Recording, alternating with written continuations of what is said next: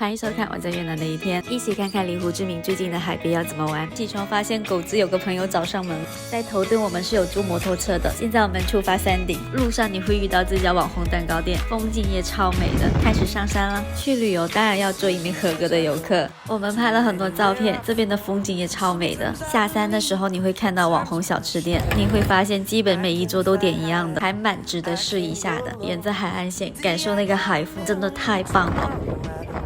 午饭的这家餐厅环境也特别好，下次我们一定要去沙滩晒太阳。回胡志明的路上，经过休息站一定要买这个牛奶。